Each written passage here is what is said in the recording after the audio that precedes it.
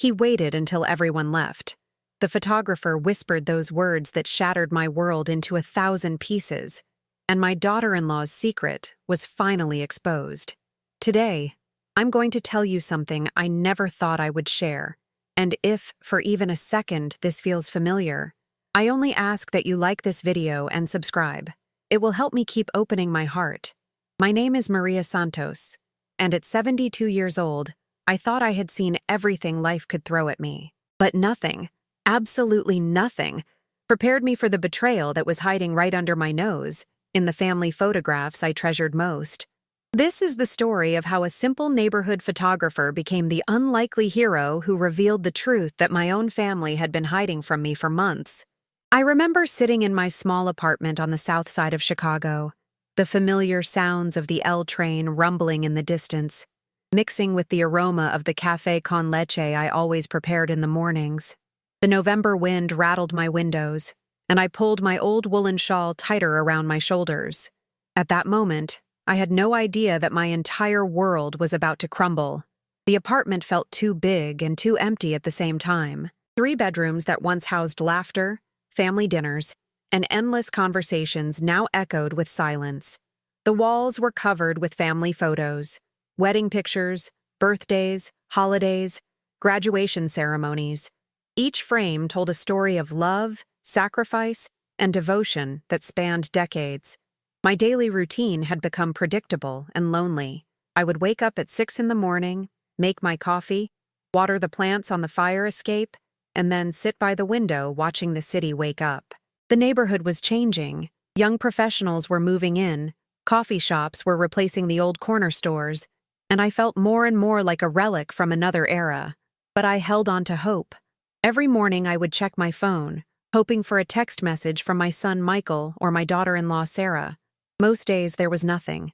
The silence had become my constant companion, heavier than any winter coat I had ever worn. The breaking point came on a Tuesday morning in November. I was sitting at my small kitchen table, scrolling through old photos on my phone, when I received a text message from Sarah. "Hi, Mom," it read, and that was already strange, because she never called me Mom. "We're having a family gathering this Saturday at our house. The whole family will be there. Can you come?" My heart leaped. Finally, an invitation. Finally, inclusion. I spent the entire week preparing. I went to the local market on 47th Street, buying ingredients for my famous tres leches cake that everyone in the family loved. I pressed my best dress, the navy blue one with small white flowers that Sarah had once complimented. I even went to the beauty salon on Thursday to get my hair done. Mrs. Rodriguez, who had been doing my hair for 15 years, noticed my excitement. "You look happy today, Maria," she said while applying the setting lotion. "My family is having a gathering," I replied, unable to hide my smile. "It's been so long since we were all together." She smiled back, but I caught a glimpse of concern in her eyes. "That's wonderful, mija. Family is everything." Friday came and went in a blur of preparation. I wrapped the cake carefully, chose a nice bottle of wine from the corner store, and even picked up some toys for my grandsons, Tim and Danny. I could barely sleep that Friday night, filled with anticipation for the reunion I had been longing for. Saturday morning arrived gray and drizzly, typical Chicago November weather. I got dressed early, checked my appearance in the mirror 3 times, and gathered my gifts and cake. I arrived at Sarah and Michael's house in Lincoln Park at exactly 2 o'clock, as the invitation had specified. But when I rang the doorbell, no one answered. I could see lights on inside, could hear voices, even laughter. I rang again. Nothing. I knocked. Still nothing. I called Michael's phone. It went straight to voicemail. I called Sarah. The same. I stood there on their front porch for 20 minutes, holding my cake and gifts, feeling the November wind cut through my best dress. The neighbors probably thought I was a confused old woman who had forgotten where she lived. Finally, I walked back to my car, my heart breaking with each step. The text message came that evening. "Sorry, Mom. Had to cancel last minute. Family emergency. Maybe next time." No explanation. No apology that felt real. No acknowledgement that I had been standing on their porch like a fool. That night, I sat in my dark living room, the tres leches cake still in its container on my kitchen counter, and cried. Not the gentle tears of sadness, but the deep, body-shaking sobs of someone who realizes they've been played for a fool. The city lights blurred through my tears, and I felt smaller and more invisible than I had ever felt in my entire life. But this wasn't the first time. Oh no, this was just the latest in a long chain of disappointments, cancellations, and excuses that had become the pattern of my relationship with my family. Let me tell you about how it all started, about the years of sacrifice that led to this moment of abandonment.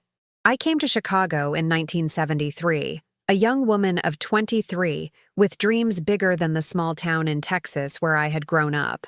I worked double shifts at a diner in Pilsen, saving every penny I could while learning English and trying to build a life in this big, intimidating city. When I met Robert, Michael's father, I thought I had found my happily ever after. He was handsome, charming, and promised me a life full of love and stability. Robert died when Michael was only 12 years old. A heart attack at 45, sudden and devastating. Overnight, I became a single mother with no life insurance, no savings, and a mortgage I could barely afford. I took on 3 jobs, cleaning office buildings at night, working at the community center during the day, and doing alterations from home in the evenings. My hands were always busy, always working, always providing. Michael was a good boy, but he was also a boy who had lost his father and needed extra attention, extra love, extra everything. I gave up dating, gave up my dreams of maybe going back to school, gave up everything that wasn't directly related to giving my son the best life I could provide. When he got accepted to Northwestern University, I felt like all those years of sacrifice had been worth it. He met Sarah during his junior year. She was studying business, came from a well-to-do family in the suburbs, and had plans to open her own boutique. From the beginning, I could see she was different from the girls Michael had dated before. She was more sophisticated, more ambitious, and frankly, a little cold toward me. But Michael was head over heels in love, and I wanted him to be happy. When they got engaged, I offered to help with the wedding expenses. I had been saving money in a small account for emergencies, about $15,000 that I had accumulated over years of careful budgeting. "Mom, you don't need to do that," Michael said. But Sarah's eyes lit up. "Actually, that would be wonderful. Weddings are so expensive these days." I gave them the money, every penny. I told myself it was an investment in my son's happiness, in my future relationship with my daughter-in-law, in the grandchildren I hoped would come. The wedding was beautiful, an elegant affair at a country club in Winnetka that cost 3 times what I made in a year. I felt proud and happy, watching my son dance with his new wife, thinking about the family dinners and holidays we would share. After the wedding, things changed subtly at first. The weekly phone calls became bi-weekly, then monthly, then sporadic. When I suggested getting together for dinner, there was always an excuse. Work was busy, Sarah wasn't feeling well, they had other commitments. But when they needed something, they knew exactly how to reach me. 2 years after the wedding, Sarah decided to open her boutique in Wicker Park. It was going to be a high-end women's clothing store, catering to the young professionals who were moving into the neighborhood. She had a business plan, a location picked out, everything except enough capital to get started. Guess who they came to? "Mom," Michael said during one of their rare visits to my apartment. "Sarah has this amazing opportunity, but she needs some additional funding. We were wondering if you could help us out.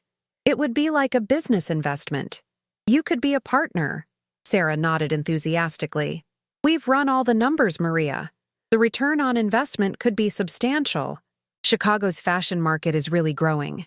I looked at my son, at his hopeful face, at Sarah's calculating smile, and I knew I was going to say yes, even though it meant taking out a second mortgage on my apartment, even though it meant I would be working until I was 75 instead of retiring at 70, even though something in my gut told me this was a mistake. I gave them $45,000. My life savings, my security, my retirement fund, everything I had worked for since Robert died. Sarah hugged me tightly that day. "Thank you so much, Mom," she said. "This means the world to us. You're going to be so proud of what we build together." The boutique opened 6 months later. It was beautiful. Exposed brick walls, designer lighting, carefully curated clothing that cost more than I spent on groceries in a month. I attended the grand opening, proud and nervous, wearing my best dress and trying to fit in with Sarah's sophisticated friends and family. But as the months went by, I noticed that my role as business partner seemed to exist only in name. I never saw any financial statements, never received any profits, never was consulted about business decisions. When I asked about it, Sarah would smile and say, "Everything's reinvested back into the business right now, Mom. That's how you build equity." Meanwhile, my own financial situation was becoming precarious. The second mortgage payment was eating up most of my Social Security check. I was shopping at discount grocery stores, turning my heat down to dangerous levels during Chicago winters, and working part-time at the community center just to make ends meet. But I told myself it was temporary. I told myself the business would succeed, and I would see returns on my investment. The grandchildren came, first Tim, then Danny 2 years later. Beautiful boys who filled my heart with joy every time I saw them, but seeing them became rarer and rarer. Sarah had very specific ideas about parenting, about schedules, about who the boys should spend time with. Apparently, a grandmother who lived in a modest apartment on the south side didn't fit into her vision of the proper influences in her children's lives. "The boys are so busy with activities," she would explain when I asked to babysit. "Soccer, piano lessons, tutoring. We want them to be well-rounded." What she meant, I realized over time, was that she didn't want them spending too much time with their lower-class grandmother. She wanted them integrated into her world of suburban playdates and expensive extracurricular activities, not sitting in my small apartment learning to make empanadas and listening to stories about their grandfather. But still, I tried. Oh, how I tried to maintain the connection, to be the grandmother I wanted to be. I showed up to every soccer game I was invited to, which wasn't many. I sent birthday gifts and Christmas presents that were always politely acknowledged but never seemed to generate much excitement. I offered to help with babysitting, with homework, with anything they might need. The answer was always the same: "Thanks, but we're fine." The isolation was becoming unbearable. I would go days without speaking to another adult human being. My neighbors in the apartment building were mostly young people who nodded politely but didn't engage in conversation.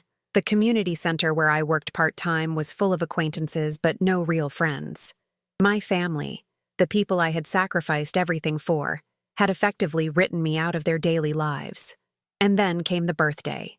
My 71st birthday fell on a Thursday. I woke up that morning with a small flutter of hope in my chest. Surely my son would call. Surely Sarah would remember. Surely my grandsons would want to wish their grandmother a happy birthday.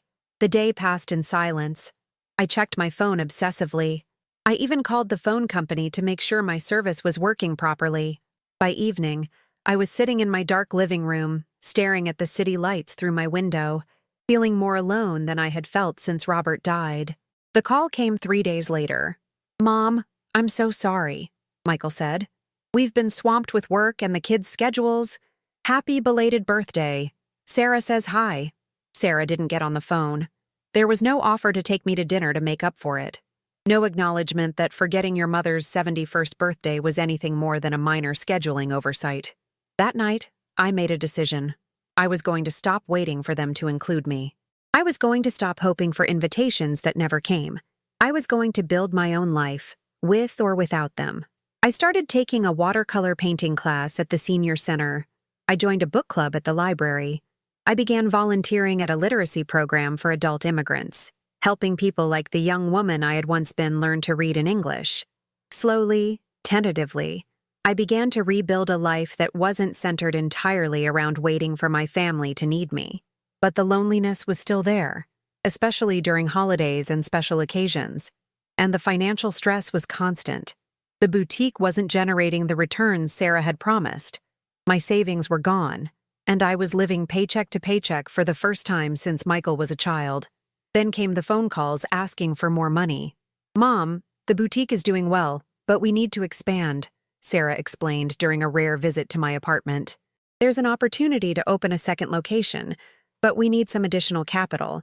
Could you help us out?" I looked around my small apartment, at the furniture I hadn't replaced in 15 years, at the coat I had been wearing for the past 3 winters. "Sarah, I don't have any more money. I gave you everything I had for the first store." Her smile tightened. What about your apartment? You must have some equity built up. You could take out another mortgage. The audacity took my breath away. Sarah, I'm 71 years old. I can't take on more debt. I can barely afford the mortgage payments I already have. Michael looked uncomfortable, but he didn't say anything. Sarah's expression hardened. We thought family supported each other, she said coldly. But I guess some people are more interested in their own comfort than their family's success. They left shortly after that, and I didn't hear from them for 2 months. The next request came in the form of a crisis. Tim, my older grandson, needed emergency dental work after an accident at school. The insurance wasn't going to cover all of it, and they needed $3,000 immediately. Could I help? Of course I helped. I borrowed against my credit card, paid cash advance fees I couldn't afford, and got my grandson the dental care he needed. Sarah hugged me tightly when I handed her the check. Thank you so much, Mom. I don't know what we would have done without you.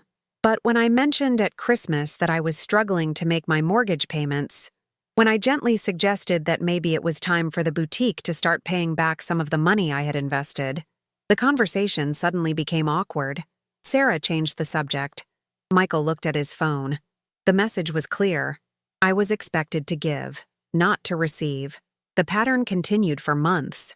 Emergency car repairs, unexpected medical bills, school fees, home repairs. There was always something they needed money for, and I was always the first person they called. And somehow, I always found a way to say yes. I cashed in the small life insurance policy Robert had left me. I sold my mother's jewelry. I took on extra shifts at the community center even though my arthritis made it painful to stand for long periods. And what did I get in return? Perfunctory thank you texts. Occasional updates about the boys' activities delivered in the tone of someone checking an item off a to-do list.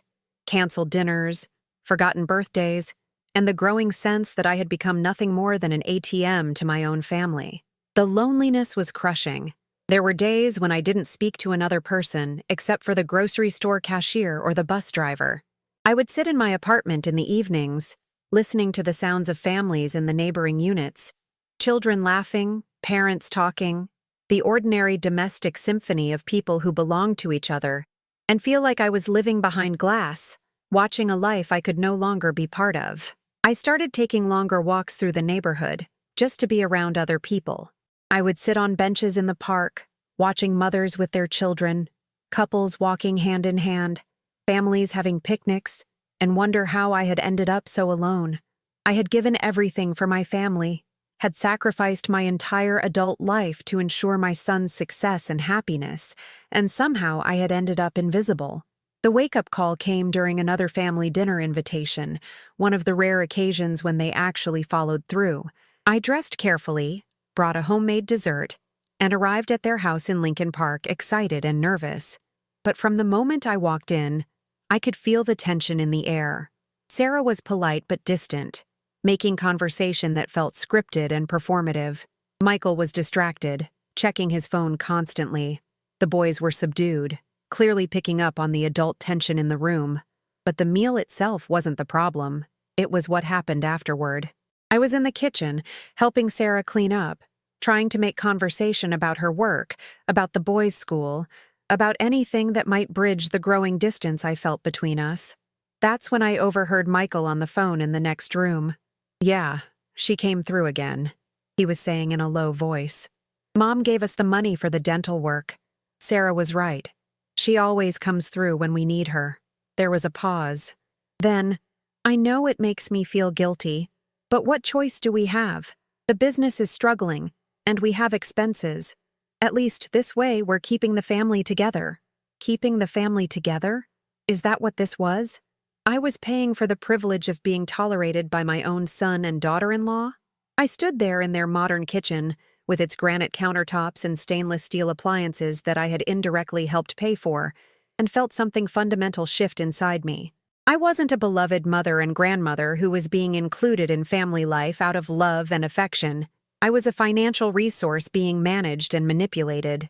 That night, I went home and looked through my financial records. Over the past 5 years, I had given them more than $70,000. My retirement savings were gone. My mother's jewelry was gone. I was living in near poverty while they enjoyed a comfortable middle-class lifestyle that I was subsidizing, and what had I gotten in return? Less and less contact, fewer and fewer invitations, and the growing sense that I was seen as a burden rather than a blessing. But even with this revelation, I wasn't ready to act. The fear of complete abandonment was stronger than my anger about being used. What if I said no to the next request for money and they cut me off entirely? What if I never saw my grandsons again? What if I ended up dying alone and forgotten because I had been too proud to accept my role as the family's private bank? So I continued the pattern. When Sarah called asking for help with a down payment for a new car, I found a way to say yes. When Michael mentioned that the boys needed money for summer camp, I figured out how to make it work.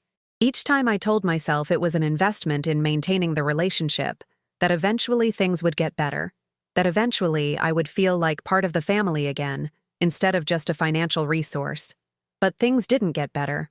They got worse. The invitations became even rarer. The phone calls came only when they needed something. Christmas presents I gave to the boys were received with polite thanks, but no real enthusiasm. When I suggested family activities, going to a museum together, having a picnic in the park, anything that might create real connection, there was always an excuse.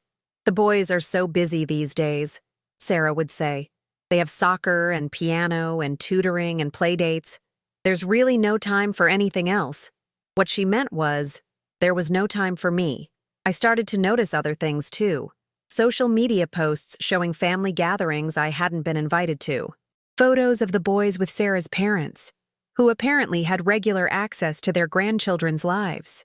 References to family vacations and holiday celebrations that I learned about after the fact, if at all. I was being systematically excluded from my own family while simultaneously being expected to financially support their lifestyle. It was a level of emotional manipulation so subtle and so consistent that I had almost convinced myself it was normal. Almost. But not quite. The final straw came on a cold February morning. I was at home, struggling with a particularly bad flare-up of my arthritis, when my phone rang. It was Sarah, and she sounded upset. "Maria, I need to ask you a huge favor," she said without preamble. "The boutique's rent is going up, and we need $8,000 to cover the increase and some unexpected expenses.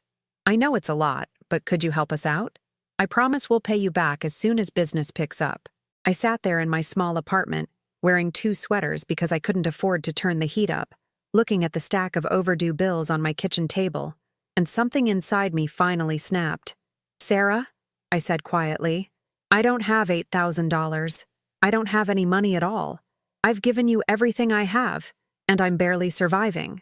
There was a pause. Then, in a voice that could have frozen Lake Michigan, "Are you saying you won't help us? After everything we've done for you? After everything they had done for me? What exactly had they done for me besides take my money and exclude me from their lives? What exactly have you done for me, Sarah?" The words were out before I could stop them. Another pause, longer this time. "We include you in our lives, Maria. We invite you to family events. We let the boys spend time with you. I thought you understood that family relationships require give and take. Let the boys spend time with me? Let them? As if spending time with their grandmother was some kind of charitable act on their part?"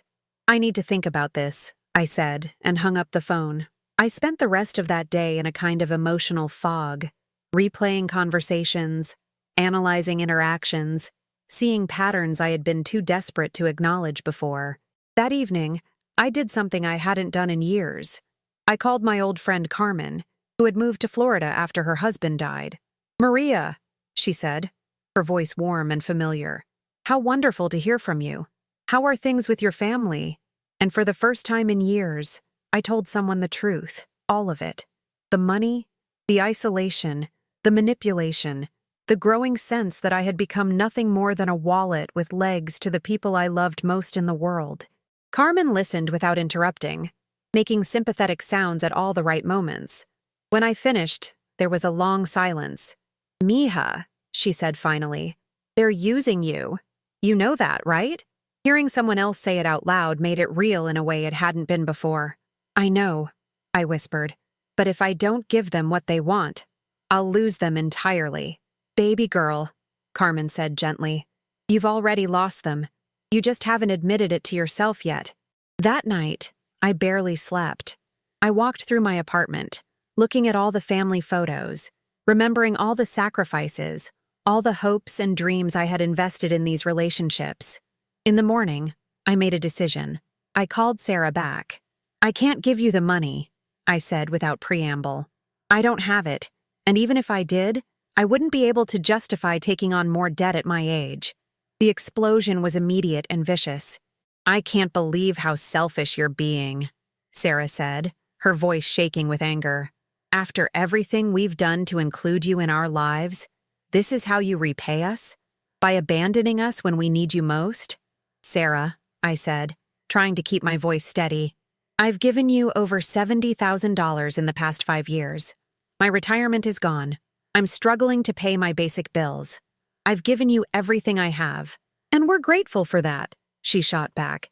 But family doesn't keep score. Family helps each other out. I guess I was wrong about what kind of person you really are. The call ended with her hanging up on me. I sat in my small apartment, my hands shaking, wondering if I had just made the biggest mistake of my life. The retaliation was swift and brutal. Michael called that evening, his voice cold and formal. Mom, Sarah is really hurt by your refusal to help us. She feels like you don't care about our success or the boys' future. I think it would be better if we took a break from family visits for a while, just until things cool down. A break from family visits. As if there had been regular family visits to begin with. Michael, I said, I have given you and Sarah everything I have.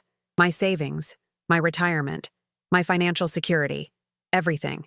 I can't give you what I don't have. It's not about the money, Mom, he said, but his tone suggested otherwise. It's about your attitude. Sarah feels like you're not really committed to being part of this family. Not committed to being part of the family? I had sacrificed my entire life for this family. Over the following weeks, the silence was deafening. No phone calls, no text messages, no contact at all. I found myself checking my phone obsessively, hoping for some sign that they had reconsidered, that they missed me, that they realized how unfair they were being, but nothing came. I was completely cut off from my son and my grandchildren because I had finally reached the limit of my ability to subsidize their lifestyle. The message was crystal clear. My value to them had been purely financial, and now that I couldn't deliver money on demand, I had no value at all. The isolation was crushing, but it was also clarifying. For the first time in years, I could see the relationship for what it really was. Not love, not family bonds, but a transactional arrangement where I provided money and received the bare minimum of inclusion in return.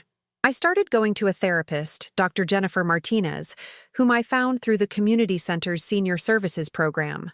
The first few sessions were difficult. Admitting to a stranger that your own family was using you financially felt like a betrayal of everything I had believed about motherhood and family loyalty. Maria, Dr. Martinez said during our third session, you've spent so many years defining your worth through your ability to provide for others that you've forgotten you have intrinsic value as a human being. Your son and daughter-in-law have learned that they can manipulate your love for them to get what they want. That's not your fault. But what if I never see my grandsons again? I asked, voicing the fear that kept me awake at night. What if by saying no to the money, I've lost them forever? What kind of relationship did you really have with them when you were giving money? She asked gently. Were you seeing them regularly? Were you having meaningful interactions with them? Or were you paying for the privilege of occasional, supervised visits? The truth was painful to admit. Even when I was giving them everything they asked for, I was seeing Tim and Danny maybe once a month, always under Sarah's watchful eye, always for brief, structured visits that felt more like obligations than expressions of love. Healthy relationships don't have a price tag, Dr. Martinez said. If your family's love for you is conditional on your ability to finance their lifestyle, then it's not really love at all. But knowing something intellectually and accepting it emotionally are two different things. I spent weeks going through the stages of grief, denial, anger, bargaining, depression, as I came to terms with the reality of my situation. The anger phase was particularly difficult. I would lie awake at night, thinking about all the things I could have done with the money I had given them. I could have traveled. I could have moved to a nicer apartment. I could have built a comfortable retirement instead of living paycheck to paycheck. I could have spent time with people who actually enjoyed my company instead of wasting years trying to buy affection from people who saw me as nothing more than a convenient ATM. But the anger eventually gave way to something else, a kind of determined resolve. I was 71 years old, but I wasn't dead yet. I had maybe 15 to 20 good years left, and I was going to spend them building a life that had value and meaning beyond my ability to subsidize other people's dreams. I started small. I joined a walking group that met in Millennium Park 3 mornings a week. I signed up for a cooking class at the community college, learning to make cuisines I had always been curious about but never had time to explore.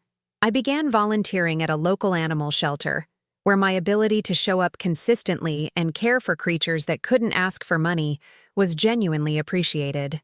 Slowly, tentatively, I began to make friends. Real friends? Not people who were nice to me because they might need something someday, but people who enjoyed my company for its own sake. There was Elena, a retired teacher who shared my love of mystery novels. There was Grace, a widow like me who had also struggled with being taken advantage of by her adult children. There was Tom, a retired mechanic who could fix anything and who made me laugh with his dry observations about human nature. For the first time in years, I had people to talk to, places to go, activities to look forward to that had nothing to do with my family's needs or demands. I realized I had been so focused on being needed that I had forgotten what it felt like to be wanted. But the emotional work was ongoing. I struggled with guilt. Was I being selfish by prioritizing my own needs? I struggled with fear. What if I really had lost my family forever? I struggled with sadness, grieving the relationships I had thought I had, coming to terms with the reality of what they actually were. Dr.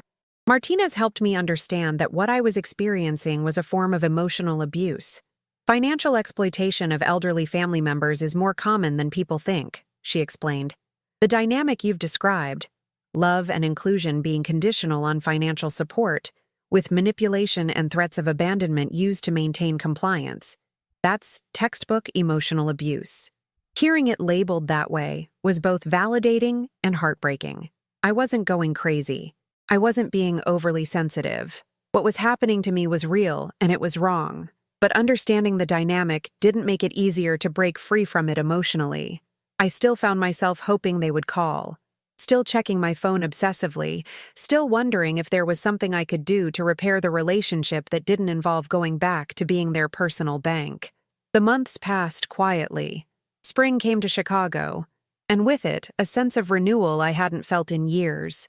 I was walking in Lincoln Park one sunny May morning, enjoying the sight of families with young children feeding ducks in the pond, when my phone buzzed with a text message. It was from Michael. "Mom, can we talk? Sarah thinks maybe we were too harsh. Could you come over for dinner Sunday?" My heart raced. This was what I had been waiting for. Some sign that they missed me, that they wanted to repair the relationship, that maybe we could find a way forward that didn't revolve around money. I texted back immediately. "Yes, I'd love to. What time?" The response came quickly. 6 o'clock. "And Mom, Sarah wanted me to mention that we've been having some financial difficulties. The boutique isn't doing as well as we hoped. Maybe we could talk about it when you come over." And there it was. The dinner invitation wasn't about missing me or wanting to repair our relationship. It was about money. Again.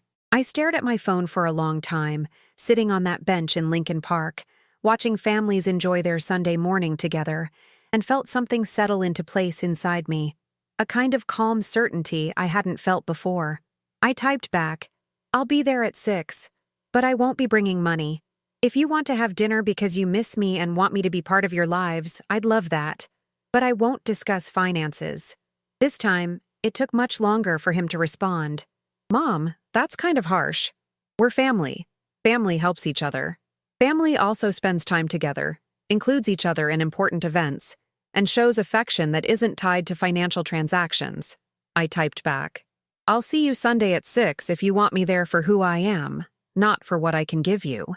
The silence that followed told me everything I needed to know. When Sunday came and went with no follow-up message, no address confirmation, No final details about dinner. I knew the invitation had been rescinded. I wasn't welcome in their home unless I was bringing money. That Sunday evening, instead of sitting at their dinner table pretending everything was fine while they figured out how to ask for more money, I had dinner with Elena and Grace at a little Italian restaurant in Little Italy. We talked about books and movies and politics and travel dreams. We laughed until my sides hurt. We made plans for a day trip to Wisconsin the following weekend. And for the first time in months, I didn't think about my family's rejection at all. But that peace was about to be shattered in a way I never could have anticipated. The truth that would finally open my eyes completely was hiding in plain sight, and it would take the observant eye of an unlikely friend to bring it to light. 3 weeks later, I was walking home from the grocery store when I ran into Thomas Peterson, a photographer who lived in my building. Thomas was in his mid-70s, a gentleman with kind eyes behind wire-rimmed glasses, who had spent 40 years documenting Chicago's neighborhoods and families. We had exchanged pleasantries in the elevator over the years, but had never really talked at length. "Maria, right?" he said, adjusting the camera bag on his shoulder. "I live on the 7th floor." "Yes, hello, Thomas. How are your photographs going?" He smiled. "Actually, that's an interesting coincidence you asking.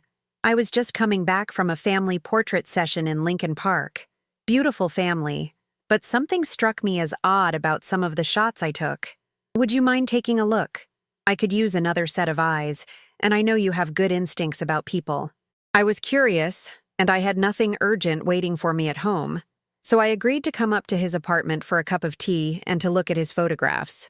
Thomas's place was filled with decades of Chicago photography, street scenes, architectural studies, and hundreds of family portraits covering the walls. "These are the photos I took today," he said, spreading them out on his dining room table. "Tell me what you see." I looked down at the photographs and felt my world tilt on its axis. There was my son Michael, standing with his arm around Sarah. There were my grandsons Tim and Danny, smiling at the camera. It was clearly a family portrait session, professional and carefully posed. But they weren't alone. In several of the shots, there was another man, tall, well-dressed, with graying temples and an expensive watch. He was standing close to Sarah, sometimes with his hand on her shoulder, sometimes crouched down next to the boys like a father figure. In one photo, he was actually holding Danny while Sarah's hand rested on his arm. "Thomas," I said, my voice barely above a whisper, "who is this man?" Thomas adjusted his glasses and pointed to the figure in the background. "That's what struck me as odd. The family who hired me, your son's family, I presume from your reaction, they introduced themselves as a family of 4. But this gentleman was clearly part of the group the whole time. He was giving directions about poses, interacting with the children, behaving like a father and husband." My hands started to shake as I looked more closely at the photographs. In one image, Sarah was looking at this stranger with an expression I recognized, but had never seen her direct toward my son.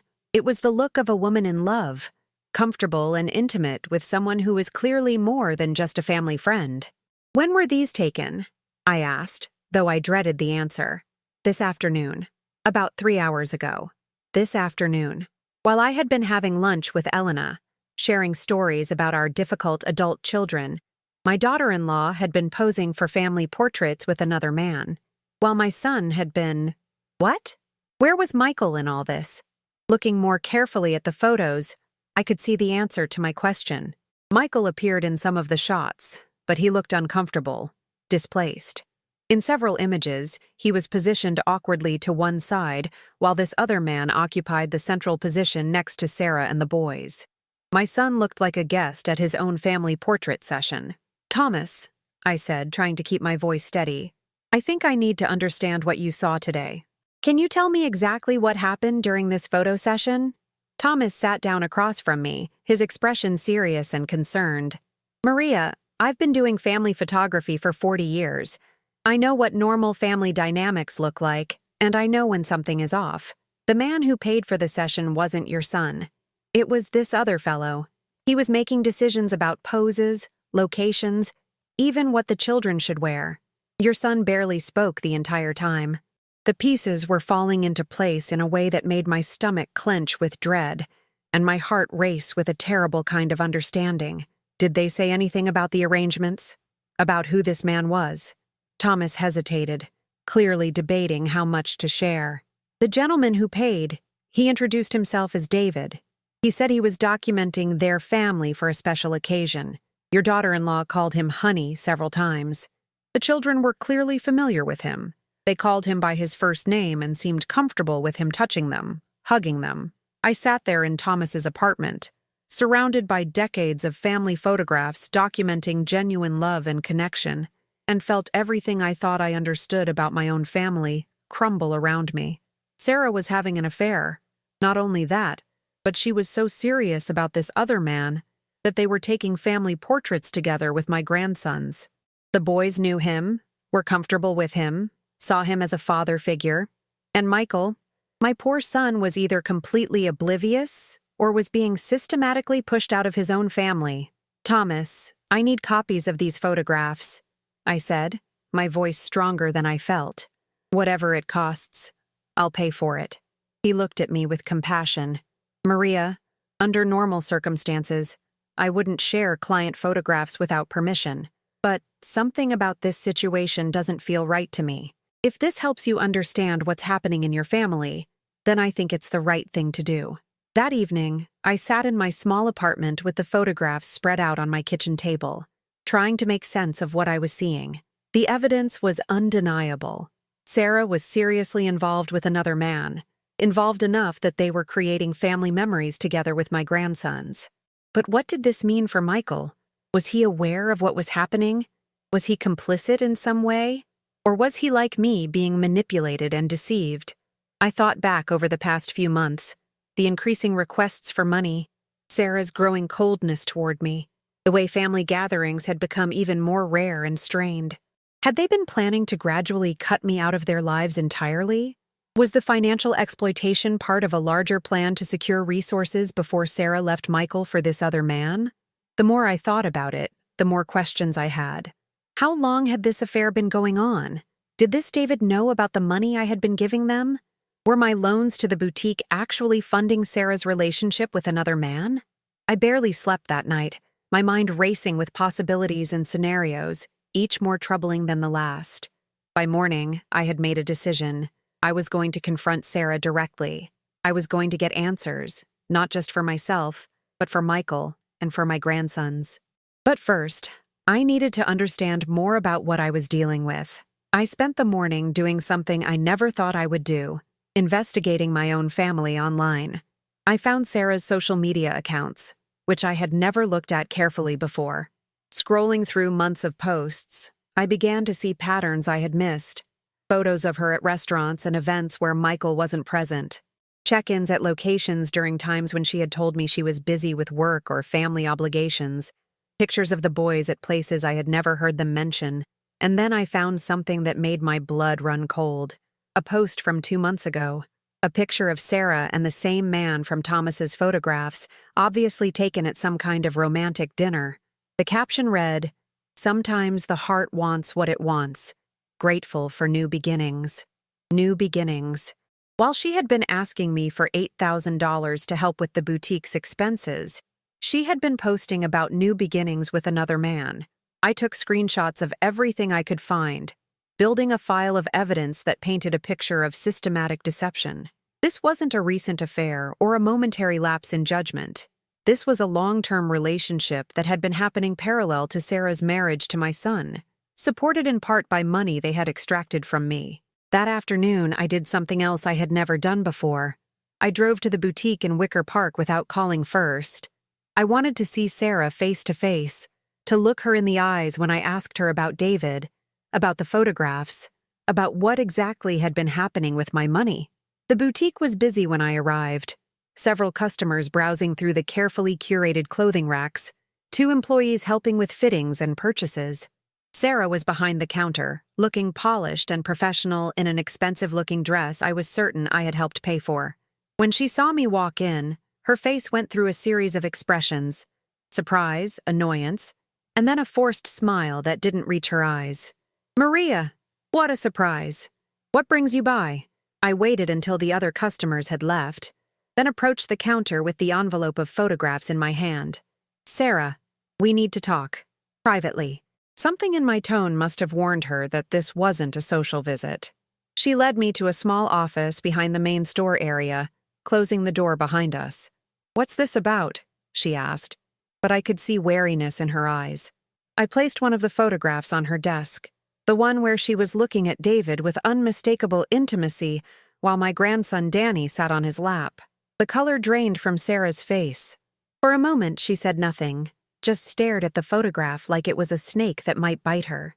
"Where did you get this?" she asked finally. "That's not the important question," I replied. "The important question is how long you've been lying to my son, to me, and to your own children about this relationship." Sarah's expression hardened, and I saw her shift into defensive mode. "You have no idea what you're talking about, Maria. That's just a friend of the family. We were all together for a photo session. A friend of the family who your children call by his first name? A friend of the family you call honey? A friend of the family you take romantic dinner photos with and post about new beginnings?" Her eyes flashed with anger and something that might have been panic. "You've been stalking my social media? You've been investigating me?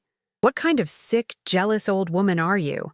The attack was so sudden and vicious that it took my breath away for a moment.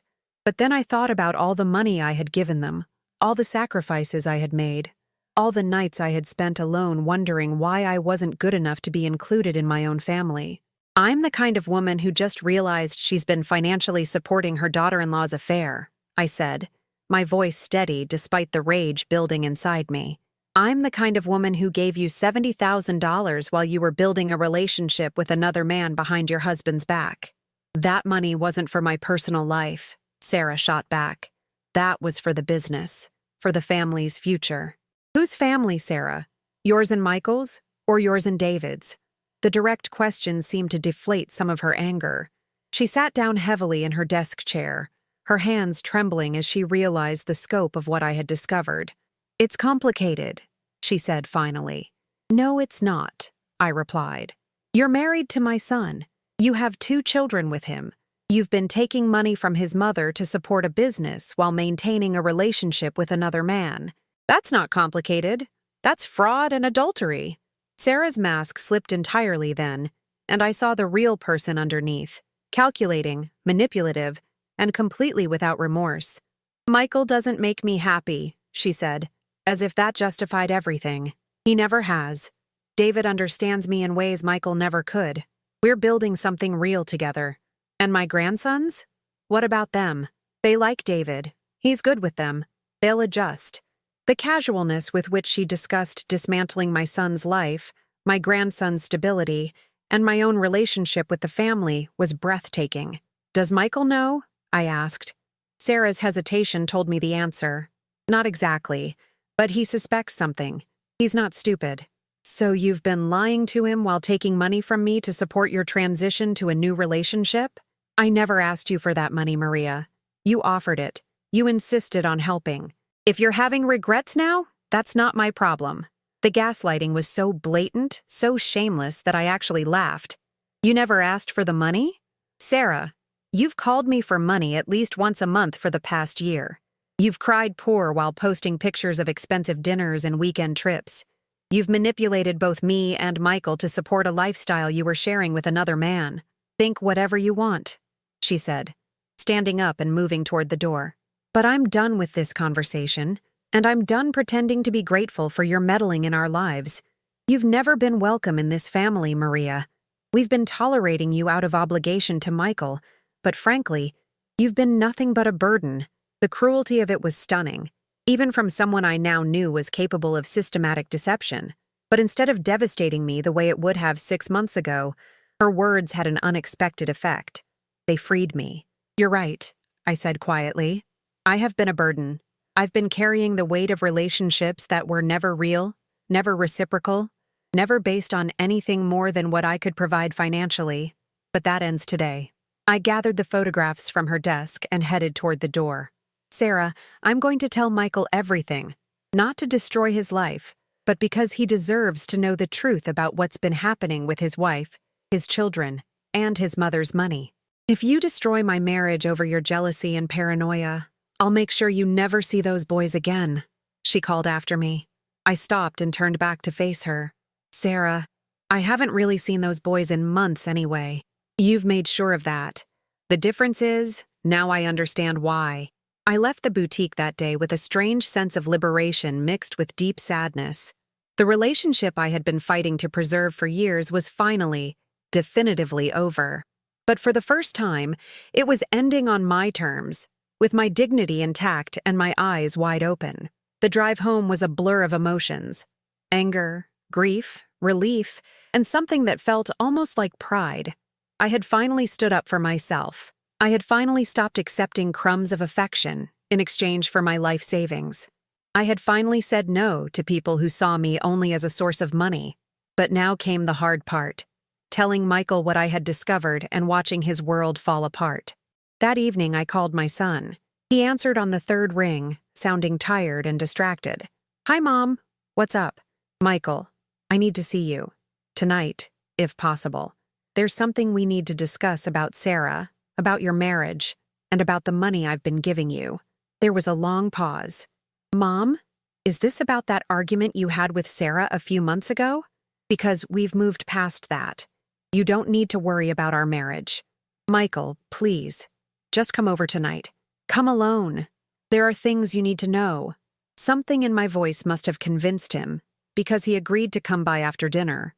While I waited for him, I organized all the evidence I had gathered: the photographs from Thomas, the screenshots from social media, the financial records showing how much money I had given them over the years. When Michael arrived at my apartment that evening, he looked older than I remembered, tired in a way that went beyond physical exhaustion. He sat down heavily on my old couch and looked at me with a mixture of concern and resignation. "Mom, what's this about?" I handed him the photographs first, watching his face as he processed what he was seeing. The confusion, the recognition, the dawning horror. It was painful to witness. "Where did you get these?" he asked, his voice barely audible. "A photographer in our building took them 3 weeks ago." "Michael, how long have you known about David?" His shoulders sagged. I suspected something for months, but I kept telling myself I was being paranoid. Sarah kept explaining away the late nights, the phone calls, the changes in our relationship. I wanted to believe her. And the money? "Did you know where the requests for financial help were really going?" Michael looked at the photographs again, and I could see him putting pieces together that he had been trying to ignore. Some of it was for legitimate expenses. The boutique really was struggling. But other times? He trailed off. Other times what? Other times she would ask for money for one thing, but then I'd find out she had spent it on something else. New clothes, expensive dinners, weekend trips she said were for business, but that didn't make sense.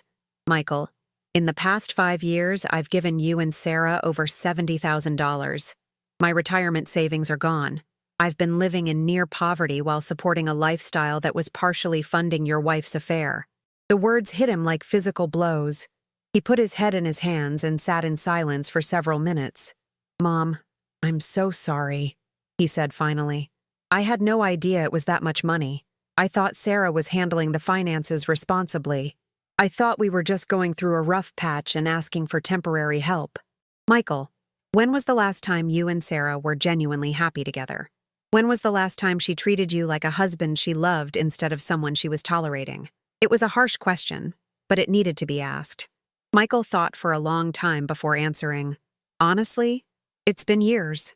Maybe since before Danny was born. I kept thinking that if I just tried harder, if I just gave her more space, if I just supported her dreams more completely, things would get better. But they never did. And what about my relationship with the family?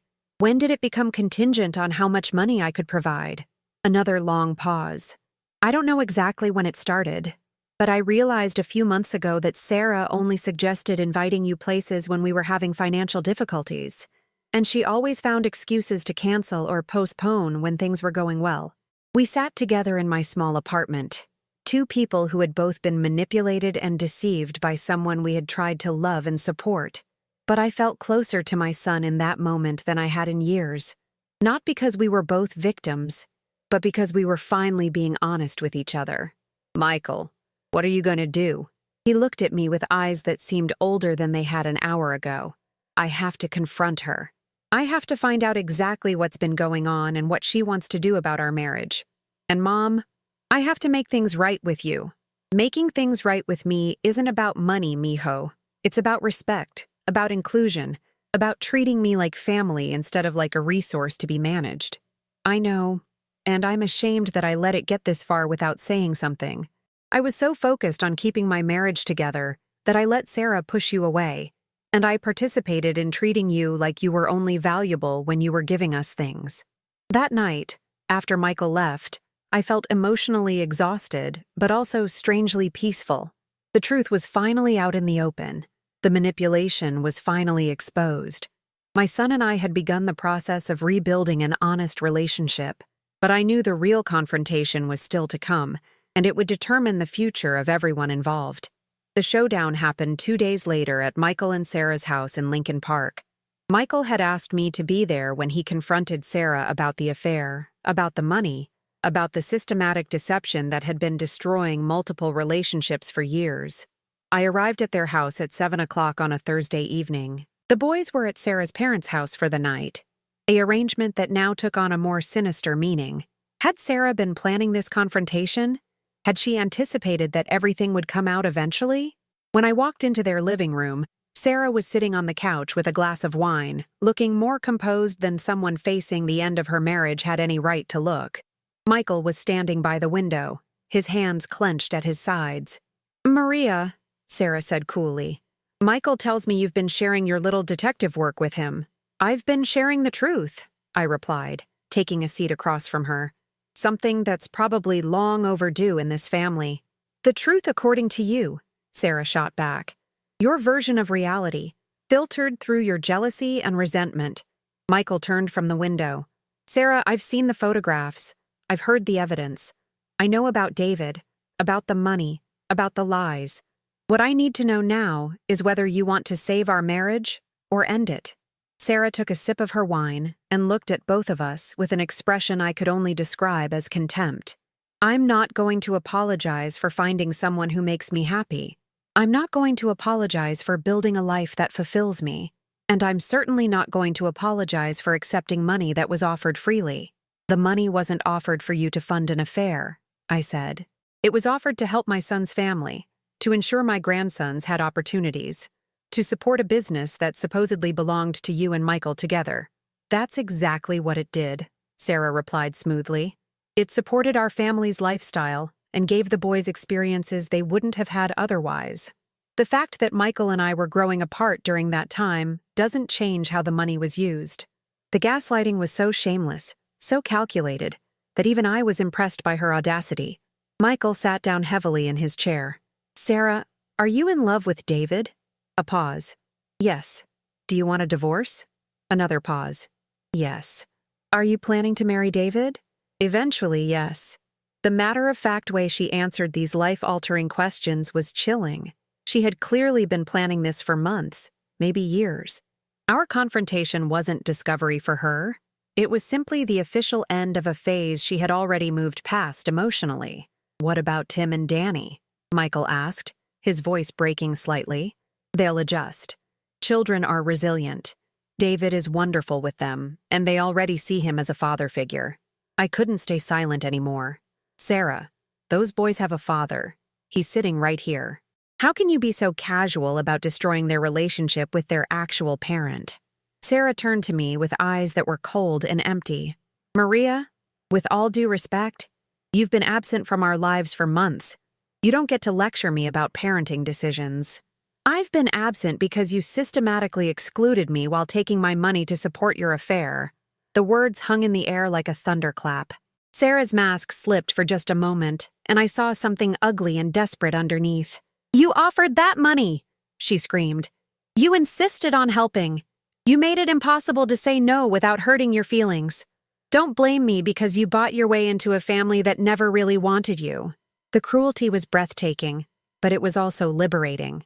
Because in that moment of rage, Sarah had revealed exactly what she really thought of me, of Michael, of the entire facade she had been maintaining for years.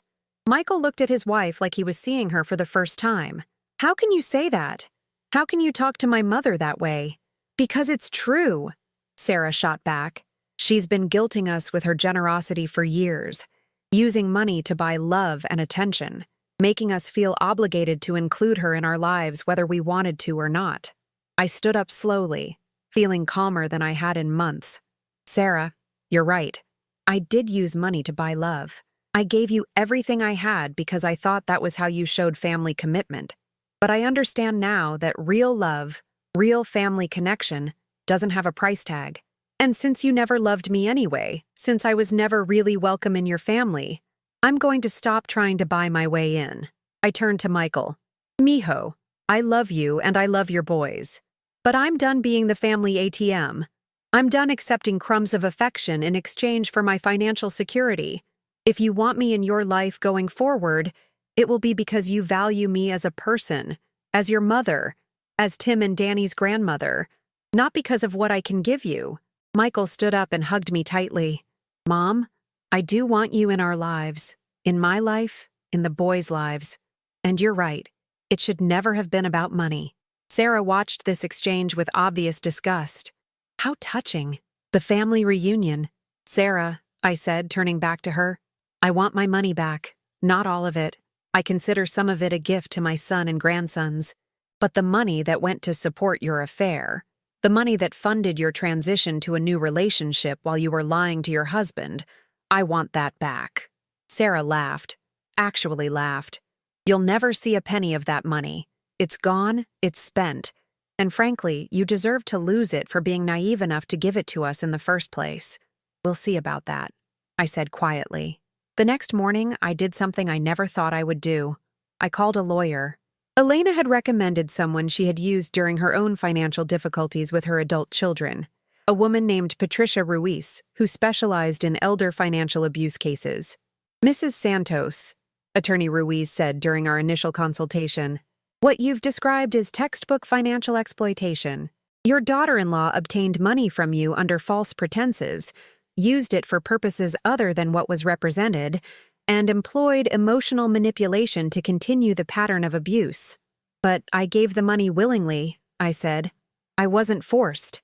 Willingly, yes, but based on fraud and emotional manipulation. The fact that you're the victim's mother-in-law actually makes the case stronger, not weaker. There are specific laws protecting elderly people from financial exploitation by family members. Within a week, Attorney Ruiz had filed papers demanding a full accounting of how my money had been used, with particular attention to any funds that had been diverted to support Sarah's relationship with David. The legal action got Sarah's attention in a way that family confrontations had not. 3 days after she was served with papers, Sarah showed up at my apartment unannounced. When I opened the door, she looked like a different person, haggard, desperate, and very, very angry. You vindictive old witch, she said without preamble. How dare you drag me to court over money you gave freely? I gave money to help my son's family and business, I replied calmly. I didn't give money to fund your affair and your exit strategy from your marriage. That's not what the money was used for, and you know it. Then you shouldn't have any problem providing the court with records showing how it was spent. Sarah pushed past me into my apartment without an invitation. You're going to destroy Michael's life with this lawsuit. You're going to hurt your grandson's chances of having a stable transition to a new family structure. Is your petty revenge really worth that? My petty revenge? Sarah, you stole from me. You lied to me. You manipulated my love for my family to extract money from me while systematically excluding me from the family I was supporting. And you think I'm the one being petty? I never stole anything from you, she shouted. You offered that money. You insisted we take it. And we used it for family expenses. Family expenses that included your dates with David? Family expenses that included planning your exit from your marriage? Family expenses that included building a relationship with another man while married to my son? Sarah's face flushed with anger and what might have been shame. My relationship with David is separate from the money you gave us. The timing might overlap, but they're not connected. The court will determine that. And Sarah, even if every penny you took from me was used for legitimate family expenses, you still excluded me from the family I was supporting. You still treated me like an ATM rather than a grandmother and mother-in-law. You still showed me I was only valuable for what I could give you. Sarah sat down on my couch without invitation, and for the first time since I had known her, she looked genuinely defeated. "What do you want from me, Maria? What will it take to make this lawsuit go away? I want accountability. I want honesty. I want my son to understand exactly how his money and his mother's money were being used. I want the boys to have a chance to maintain a relationship with their father. And yes, I want some of my money back." "How much money?" $30,000. "The money that went to personal expenses for you and David, the money that funded your affair, the money that supported your exit strategy." Sarah was quiet for a long time, clearly doing calculations in her head. "I don't have $30,000 in cash." "Then you'll work out a payment plan. Or David can contribute, since he benefited from my generosity." The mention of David seemed to energize her anger again. "David doesn't know about the money. He doesn't know how much you contributed to our lifestyle. Then this will be a good time to start being honest with the man you left your husband for." Over the following weeks, the legal case moved forward, and the truth about my family's finances began to come into focus. Attorney Ruiz obtained bank records, credit card statements, and business documents that painted a clear picture of how my money had been used.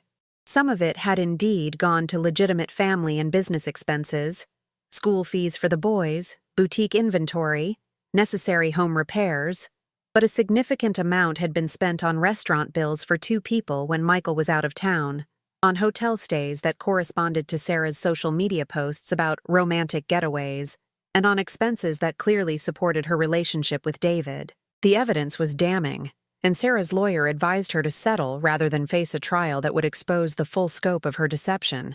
But the more important outcome of the legal action was the effect it had on Michael and the boys. Seeing the documented evidence of how his family's finances had been manipulated gave Michael the clarity he needed to move forward with the divorce on his own terms, rather than simply accepting Sarah's version of events. And for the first time in years, I began spending regular time with my grandsons. Michael brought them to my apartment every Sunday for dinner and homework help. We went to museums, to baseball games, to the zoo.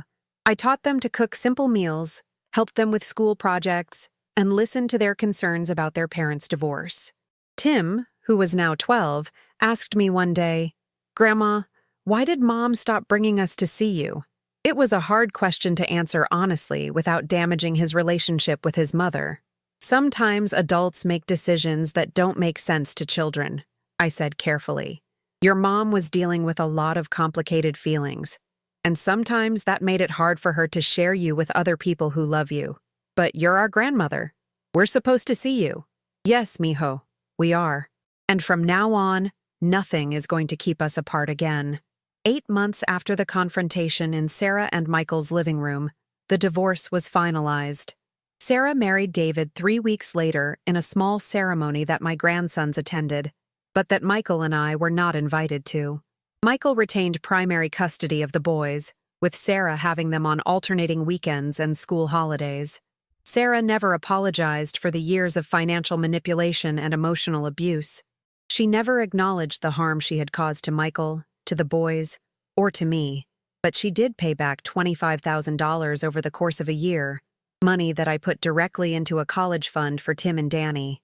The settlement wasn't about revenge or punishment. It was about accountability and providing my grandsons with opportunities that their parents' poor decisions had threatened to take away from them. More importantly, I had learned something crucial about family, about love, and about my own worth as a person. Real love doesn't come with conditions. Real family connections don't have price tags. And my value as a mother, grandmother, and human being isn't determined by my ability to financially support other people's lifestyles and dreams. I'm 73 years old now, and for the first time in decades, I have financial security. I have genuine friendships with people who enjoy my company for its own sake. I have a weekly dinner tradition with my son and grandsons that doesn't revolve around crisis or need, but around connection and love. I've traveled to places I dreamed about but never thought I could afford. I've taken art classes and learned to paint watercolor landscapes that now hang in my freshly decorated apartment. I've volunteered with organizations that value my time and skills rather than my ability to write checks. And yes, I've learned to say no. Not out of spite or resentment, but out of self-respect, and an understanding that healthy relationships require boundaries. Last month, Sarah called me for the first time in over a year. Her marriage to David was struggling, she said. The boutique was failing. She was having financial difficulties and wondered if we could talk about the possibility of another loan. "Sarah," I said calmly, "I'm sorry you're having difficulties, but I'm not in a position to provide financial assistance. I hope you can work things out." The conversation lasted less than 5 minutes, and when it was over, I felt nothing but relief. No guilt, no second-guessing, no temptation to rescue someone who had shown repeatedly that she saw me only as a resource to be exploited. The truth is, learning to set boundaries and demand respect didn't cost me my family. It actually gave me my family back. My relationship with Michael is stronger and more honest than it's been in years. My connection with Tim and Danny is deep and genuine, built on shared experiences and mutual affection rather than obligation or manipulation. And I've learned something that I wish I had understood 20 years ago. You cannot buy love, you cannot force inclusion, and you cannot sacrifice your way into someone's genuine affection.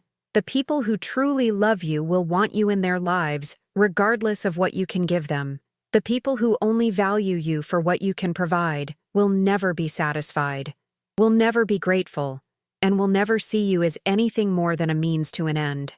Today, I'm sitting on my small balcony overlooking the Chicago skyline, drinking coffee from a mug my grandson made me in art class, wearing a sweater I bought for myself with money I didn't give away to someone who didn't appreciate it. The sun is shining, the air is crisp with the promise of autumn, and I feel more genuinely content than I have felt in decades. This weekend, Michael and the boys are coming over to help me rearrange my furniture and hang some new artwork I bought at a local gallery. We're going to order pizza, watch old movies, and just enjoy each other's company. No crisis, no emergency, no requests for money, just family time because we want to be together. Next month, Elena and I are taking a bus tour to see the fall colors in Wisconsin, something I would never have been able to afford when I was funding other people's lifestyles and dreams. Grace is moving back to Chicago from Florida, and we're planning to look for a larger apartment we can share, creating the kind of chosen family that nurtures and supports rather than depletes and manipulates. The photographer, Thomas, has become a dear friend. Last week, he gave me a framed print of a sunrise over Lake Michigan that he took from his apartment window. For the woman who learned to recognize truth when she saw it, he wrote on the back, "The truth. That's what changed everything. My willingness to see the truth about my relationships, about my value, about what I deserved from the people I loved. The truth hurt, but it also freed me. I still love Sarah, in the way you continue to love someone who was once part of your family. I hope she finds happiness and stability, for her sake and for my grandson's sake. But I no longer feel responsible for providing that happiness or subsidizing that stability.